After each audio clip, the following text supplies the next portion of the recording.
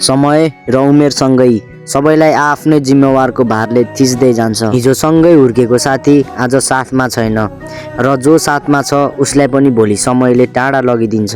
तर जो जति टाढा रहे नि सबलाई मनैदेखि माया। सँगै हुँदा एकअर्का बीच बिल्ला हान्दै बसे नि हाम्रो मित्रता अब्बल छ र सधैँ अमर रहनेछ। यो उमेर र यही रमाइलो पल फेरि फिर्ता ल्याउन नसके नि साथीभाइ भेट हुँदा रमाइलो गरी भविष्यको लागि सुन्दर यादहरू बटुल्न सक्छौँ।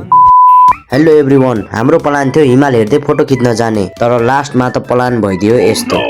यता बिगार्दै थियो मुख कतै यो देखेर पो हो कि हामीलाई चाहिने सब सामान किनेर लाग्यो हामी गन्तव्यतर्फ।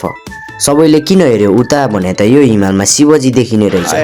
त्यसपछि भ्यूको मजा लिँदै हामी चलियो उकालो। अवस्था यस्तो हुँदा रिस त उठाएको थियो, तर केही पाउनको लागि केही हामीले गुमाउनै पर्छ। हामी सबैजना सँगै वरपर दृश्यको मजा लिँदै हिँड्दा अनि यो एउटा थियो क्या लास्टमा केटीको चक्कर। करिब 2 घन्टा जति हिँडेर फाइनली हामी आइपुग्यो आफ्नो गन्तव्यमा। त्यसपछि सुत्दै नाच्दै खाँदै हामी रमाइलो गर्यौं।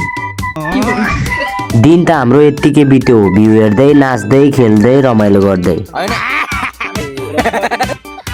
रमाइलो गर्दै गर्दा कति चाँडो रात पर्यो थाहै भएन। त्यसपछि हामी आगो बालेर बसिरहेको थियौँ, साथीहरूले त कुखुरा ल्याइदियो अनि रातको भ्यू हेर्दै कुखुरा सेक्दै गरे हामीले रमाइलो हुनु नहुनु त्यो आफ्नो ठाउँमा छ, तर सबैको लागि एउटा मेमोरी भने पक्कै नै बस्यो। आजको लागि यति नै, बाइ बाइ।